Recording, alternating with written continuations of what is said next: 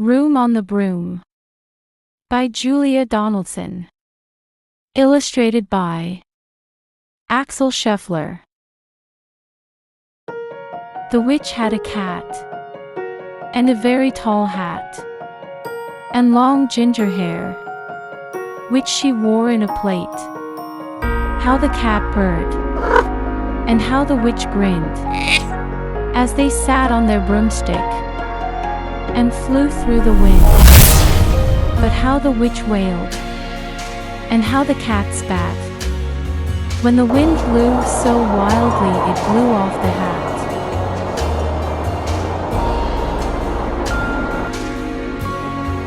Down, cried the witch, and they flew to the ground. They searched for the hat, but no hat could be found. Then, out of the brushes, on thundering paws, there bounded a dog, with the hat in his jaws. He dropped it politely, then eagerly said, as the witch pulled the hat firmly down on her head, "I am a dog, as keen as can be. Is there room on the broom for a dog like me?" "Yes," cried the witch, and the dog clambered on. The witch tapped the broomstick, and whoosh, they were gone. Over the fields and the forest they flew. The dog wagged his tail and the stormy wind blew. The witch laughed aloud and held on to her hat, but away blew the bough from her log ginger plate. Then out from a tree, with an ear-spitting shriek, there flopped a green bird, with the bough in her beak. She dropped it politely, and bent her head low. "Down!" cried the witch, and they flew to the ground. They searched for the bough, but no bough could be found. Then said, as the witch tied her plate in a bough, "I am a bird, as green as can be. Is there room on the broom for a bird like me?" "Yes," cried the witch. So the bird fluttered on.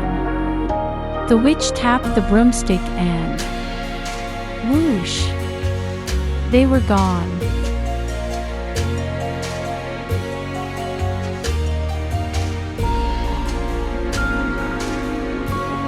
Over the reeds and the rivers they flew. The bird shrieked with glee and the stormy wind blew. They shot through the sky to the back of beyond. The witch clutched her bough but let go of her wand. "Down!" cried the witch, and they flew to the ground. They searched for the wand, but no wand could be found.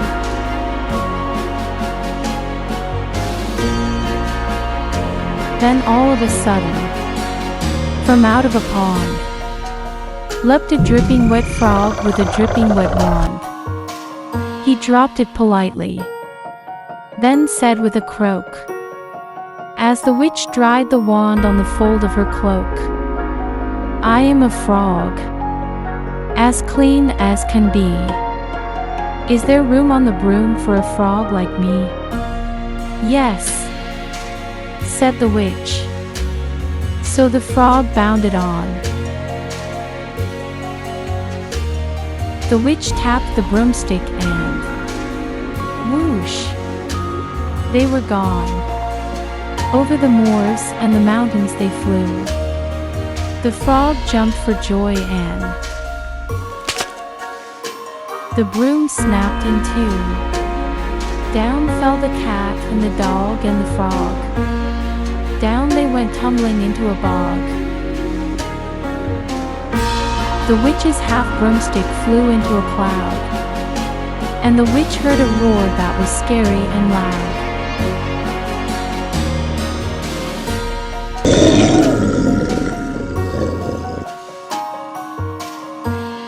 am a dragon, as mean as can be, and I'm planning to have witch and chips for my tea." "No!" cried the witch, flying higher and higher. The dragon flew after her, breathing out fire. "Help!" cried the witch, flying down to the ground. She looked all around, but no help could be found. But just as he planned to begin on his feast, from out of a ditch rose a horrible beast. It was tall, dark and sticky, and feathered and furred. It had 4 frightful heads. It had wings like a bird, and its terrible voice, when it started to speak, was a yowl and a growl and a croak and a shriek.